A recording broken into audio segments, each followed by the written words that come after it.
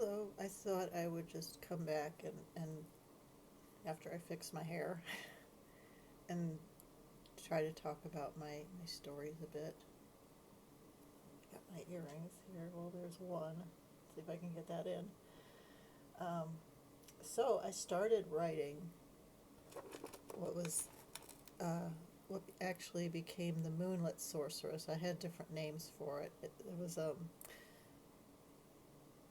kind of like, okay, well, I need a character, and this character is going to do such and such and such thing. So I was I liked the idea of sorcerers, um, someone who could wield magic, and then the idea of escape, somebody who can go someplace and escape to this place. And so I created the character Lila, and the only copy I have here is my author copy, and I know I have others around here. So I created the character Lila, and I thought it would be cool if she could go to this other place where there's sorcerers. That would be cool. And, just kind of discover it. Maybe there's a bit of, romance in there, but, I'm not a real mushy person. So in a bit, like, I kind of just was really kind of turned off by some of the vampire romances. I was like, yuck. Do you know what these guys do? That's gross. Um, you know. At first, I kind of entered into it kind of like, YA, and maybe the Moonlit Sorceress series is a little bit more YA, but then it's like it just feels so cheesy. I'm not writing like a children's book, and I think at some point I kind of would like to write it. I think I would like to write a children's book at some time, but um, this I just kind of wanted it to feel more. Well, it is fantasy, but something more real, the way people might act. Maybe that's not. Maybe that's a little bit off. Or just put some situations in there that were a little more um, down to earth. Like I don't. For one thing, I didn't want to start with this. Uh, like they have the coming of age. Well, Lila's a lot messed up. She's very messed up. She's got mental problems. She has a live-in boyfriend, so we're not starting off with this untouched virgin princess. She's in college. Let's be real about how somebody that age is going to be. I don't want to, you know, enter into it like, oh, we can't touch this vampire because, it just doesn't work between vampires and humans. So, no, this is not a vampire story. So, what happens is Lila is just, something's wrong with her. She's taking art classes. I decided art student, I don't know, maybe a year or two into it because I didn't want her I didn't want her to make her me, but then I was like, well, I don't want to go with a nursing student or accountant. God, how those are things I don't know anything about. So right, they say write about what you know, and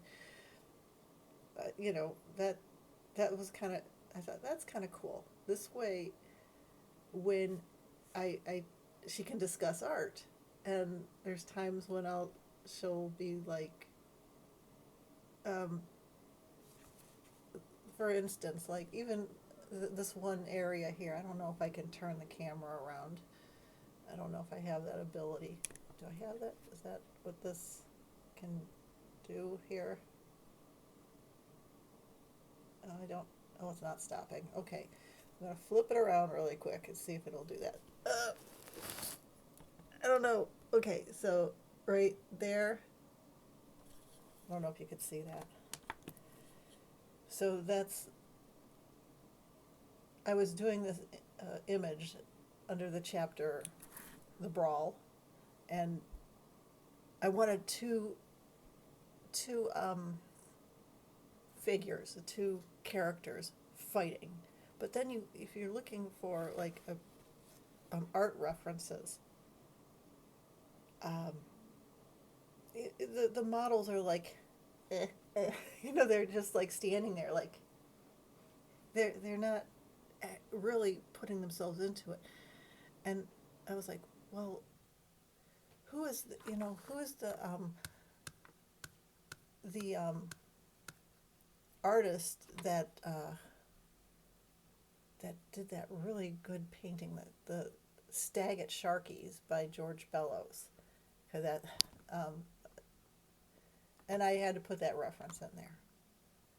Um, so I did use that as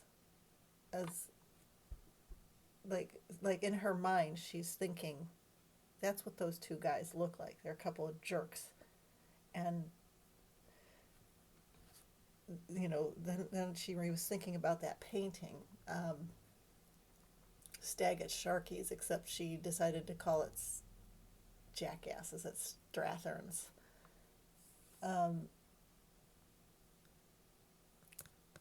so what that is actually the two sorcerers who were sworn not to use sorcery against each other, and so they just started swinging fists, and I had that. I just happened to have the scene open, and it's actually kind of funny. So I love that scene, but I can get to that later. So anyway, I started with this book. So the whole idea is this is book one. The Moonlit Sorceress returned to Eden, lost in Edenland. The last book is going to be Returned to Edenland. I just gave that away. I haven't even I haven't even gotten near putting it out yet. Um, so what she's trying to get out of Edenland, um, because she goes there. That's where she meets the apprentice Samuel, the sorcerer's apprentice, and they've got to figure out why their worlds are so different. So I decided that these people here are going to be they're going to seem like they live in a very antiquated society.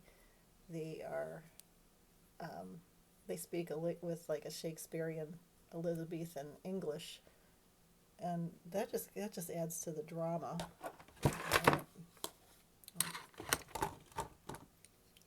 You know, what's hard is I've got these bifocals, and what I actually need is the computer glasses to be able to read. Um, I try to put in some very descriptive words like, um, uh, let's see,